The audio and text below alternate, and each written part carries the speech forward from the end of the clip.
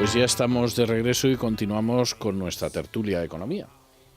Sí, bueno, que nos hemos desviado, muy interesante todo lo del Instituto de Valencia. Es que lo has mentado. Sí, y ya te claro, vamos. me has sacado la pasión de dentro, ¿no? Yo me disculpo ante los No, oyentes. pero fenomenal, si nos ha encantado la historia, el relato.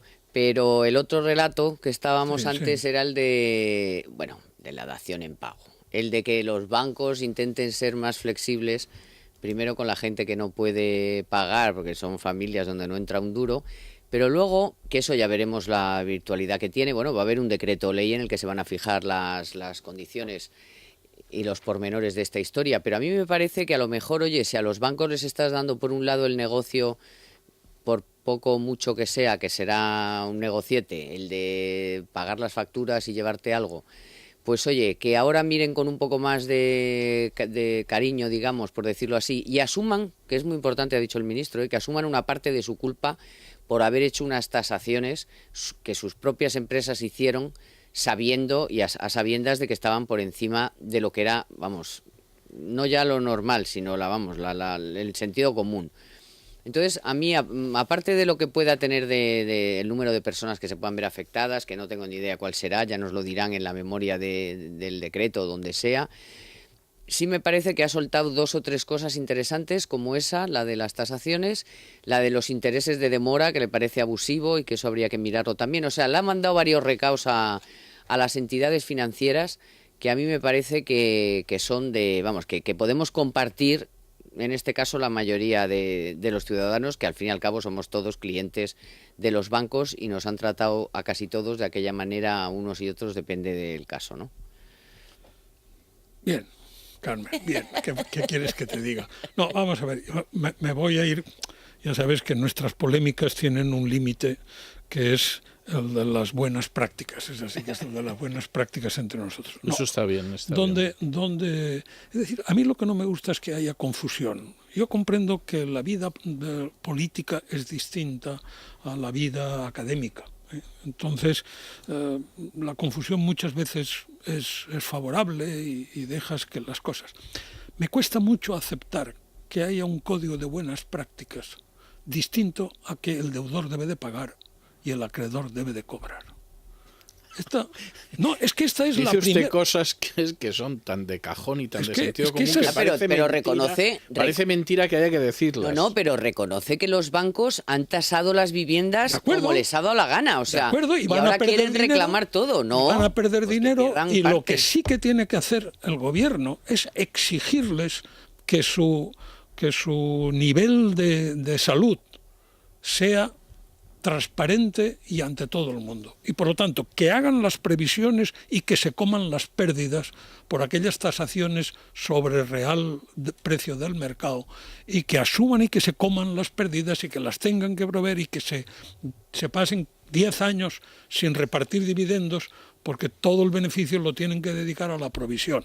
Eso a mí me parece espléndido. Me parece espléndido que les diga, hombre, en la medida en que podáis tener cierta consideración a las gentes que están sufriendo el pago, que esto lo diría el padre predicador de la esquina, vamos, entonces sí, pero, lo puede hacer el ministro. Sí, pero los otros han estado 4 años de crisis y no se les ha ocurrido. Vosotros les importa los defensores de la pobre gente, nada. Luego resulta que nada, eso era todo falso. Se lo llevan crudo y ya está. Eso era todo falso, ¿no? Entonces, a mí también me parece bien esa llamada a la consideración, hombre, tener en cuenta esto, ¿no? Mucha gente, pues eso, como ha dicho el ministro, que hay muchas familias con todos sus miembros en paro, sin rentas extraordinarias más que los subsidios, que algunos ya los tienen agotados, etcétera, etcétera. Llevar esa consideración del dolor que puede producir a las familias una situación cuando además de no tener nada encima, te lanzan de la vivienda, por cierto, eso no se llama desahucio. Y tienes que seguir pagando. Pero es que se habla también de desahucio. Ya, desahucio es el fin fracasado de un arrendamiento.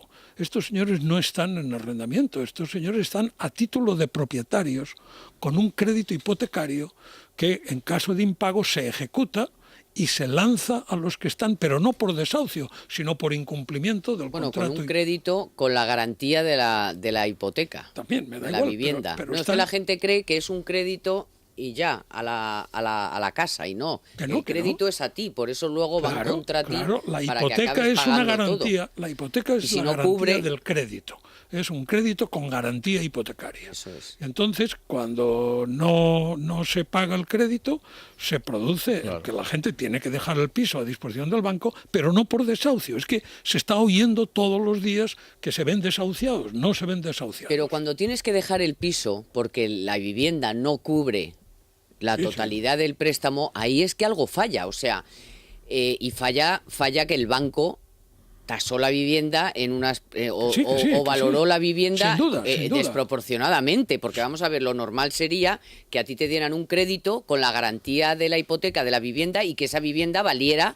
Un 120 del crédito que te han dado, que era lo habitual en los años 60, 70, era lo habitual. Te daban como crédito un máximo del 80% del valor de la vivienda. Bueno, yo he vivido cubrías, eso. Claro, y cubrías. y Yo he de vivido sobra. eso, un 80 sí, acabaron Sí. dando un 110. Claro, por eso, Y a es que- 50 años a personas ya de 40 o si les daba igual todo. Por eso a mí lo que no me produce tristeza es que los bancos tengan pérdidas como consecuencia del impago de esos créditos.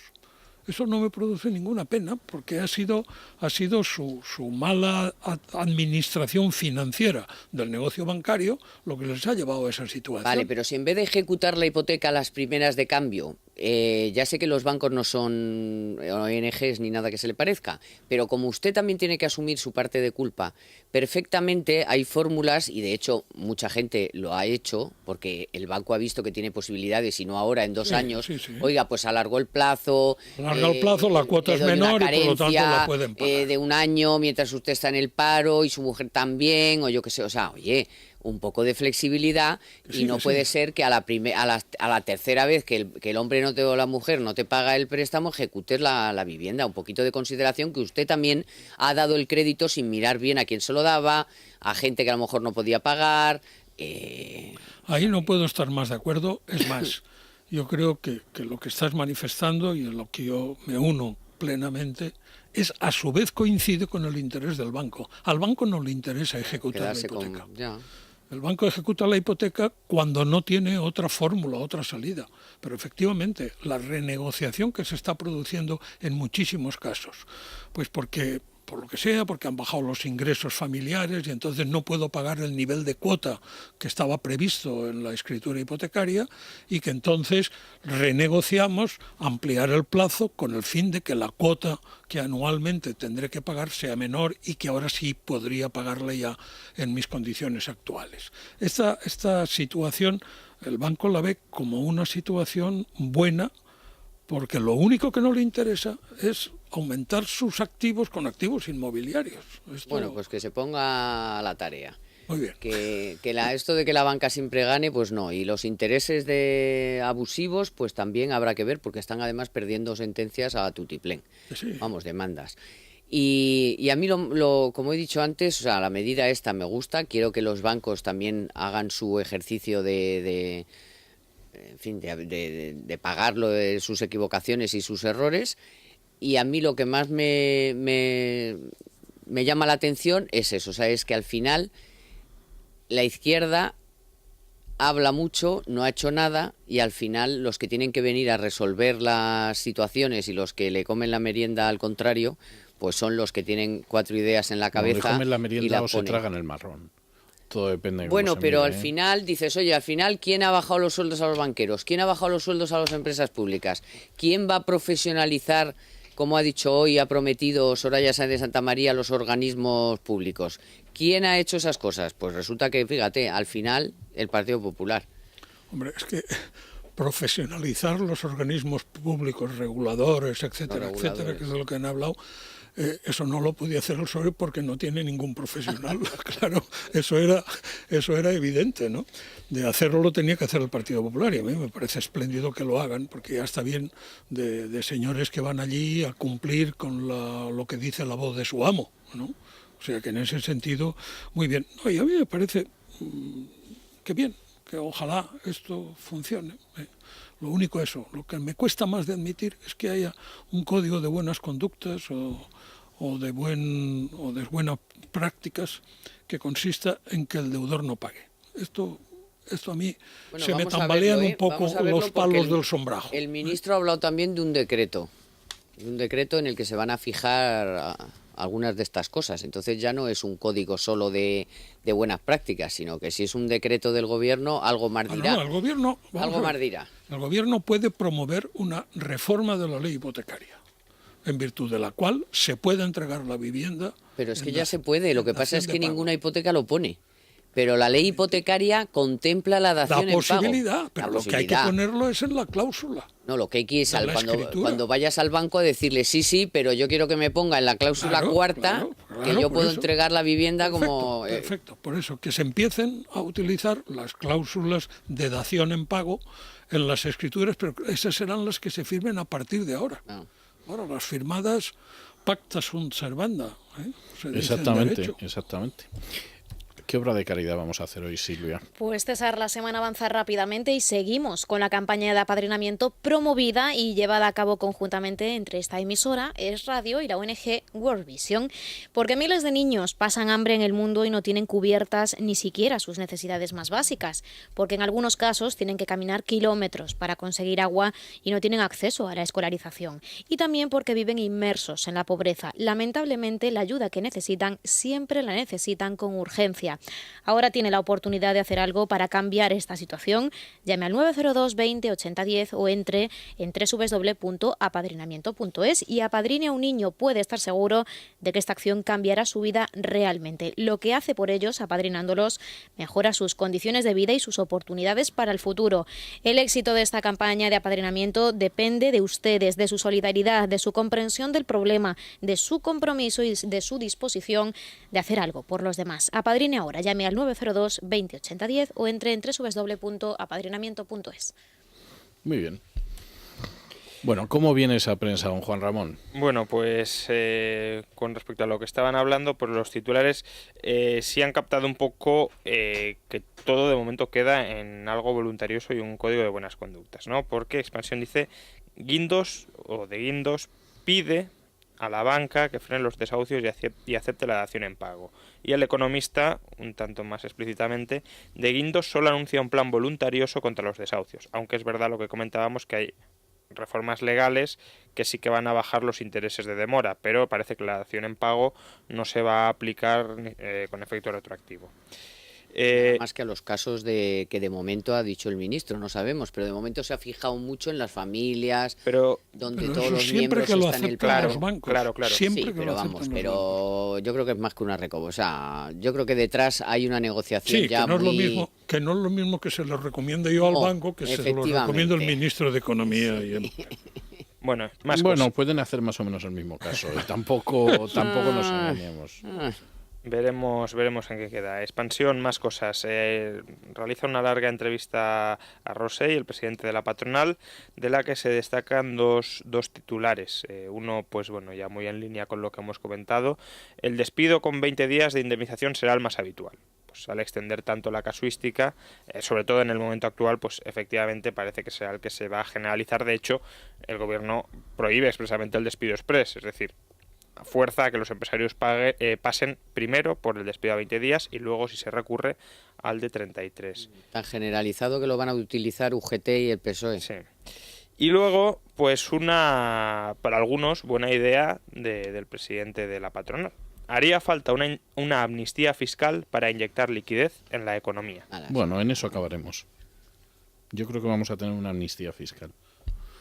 ¿Cuándo? No lo sé. Se supone que la amnistía fiscal traería el dinero que hay en el exterior.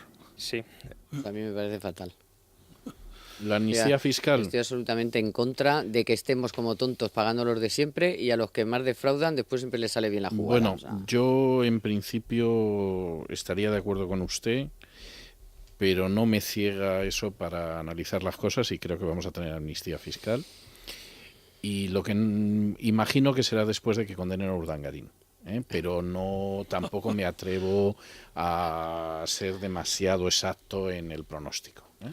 Ahora, la última vez que me parece recordar que hubo amnistía fiscal para algo semejante, estaba condicionado a que se compraran títulos de la deuda. Entonces, hombre, es una amnistía restringida. Es decir, pues sí, efectivamente no paga el impuesto de la renta que tenía que haber pagado en el momento en que percibió esas rentas que evadió, pero sí en cambio le obligan a tener un dinero casi a rendimiento estéril o cero, de tal forma que de alguna manera está compensando parte de aquel impuesto que no pagó y desde luego se dispone de un numerario, de una liquidez que en este momento no tiene la economía. Ahora, habría que ver qué hace el Estado, que el Estado ya sabemos que no es nadie, es decir, qué hace el gobierno, que es el administrador del Estado, con ese dinero que pueda entrar en las arcas nacionales, que no son las arcas del Estado, sino la de los bancos, y en qué medida, si eso se convierte en deuda pública, a qué dedica la deuda pública el dinero obtenido por los títulos de deuda pública vendidos a esos líquidos que proceden del exterior, a qué los dedica el gobierno, ¿no?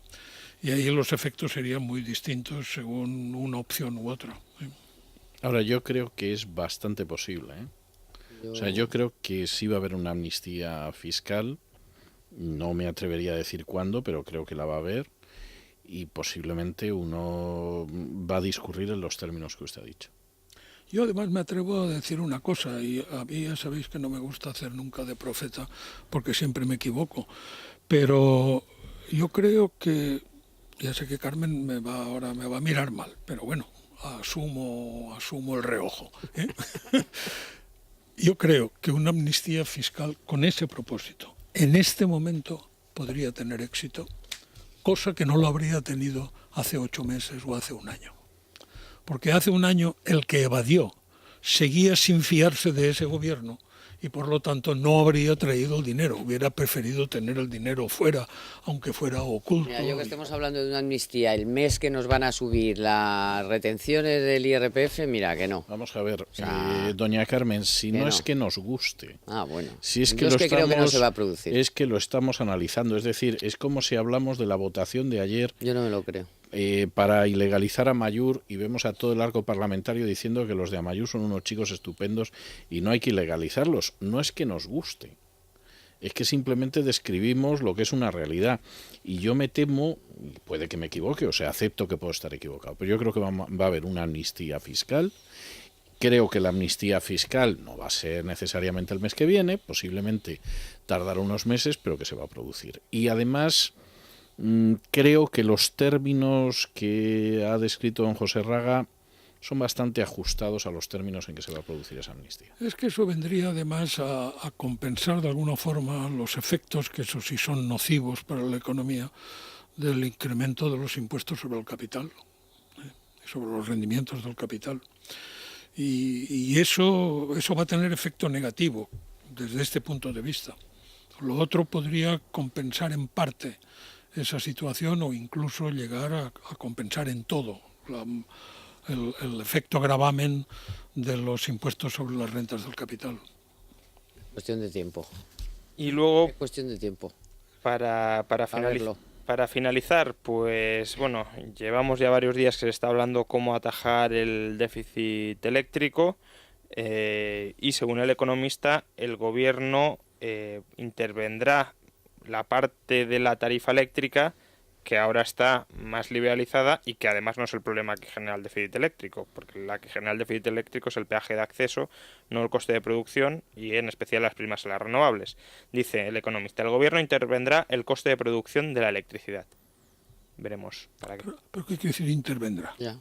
Pues ¿Regulará? espero que no se refieran a esto y es que bueno, como los costes se fijan por el criterio marginalista que llaman, que es por el que se fijan en todos los mercados, es que eso no son los claros. que es que el coste marginal determina el precio, claro, los productores más eficientes obtienen beneficios extraordinarios claro. y lo que no quieren es que haya beneficios extraordinarios, sino que vendan todos a discriminación de precios, vamos. Bueno, bien, o sea, que haya competencia dentro de cada bloque de tipo eléctrico, es decir, que la hidráulica compita con la hidráulica, que la nuclear compita con la nuclear y el pagano. Es que Pues porque cuando entran en la red los kilovatios no se distinguen No. de dónde vienen. Y además ¿no? tienen preferencia de entrada a Pero salimos perjudicados porque tienen preferencia de entrada a las Claro, renovables. Claro, pues ahí está. Es que Ahí está. como dice el presidente de UNESA, los beneficios caídos del cielo que dicen las renovables no son los de fijación de precios marginalistas, sino son las subvenciones que reciben Hombre, claro. las Pero renovables. es que no caen del cielo, salen del bolsillo, que es distinto. Es cierto, sí, eso que decía aquella canción norteamericana de la época de la depresión de Pennies from Heaven, es decir, centavos del cielo, no es verdad, Sí, que sí. salen de una nuestro canción. bolsillo. En fin, don José, doña Carmen, noches. don Juan Ramón, muchas gracias, Muchas muy gracias. buenas noches. Hacemos una pausa y nos tomamos un respiro de cultura. Es la noche de César, con César Vidal. Es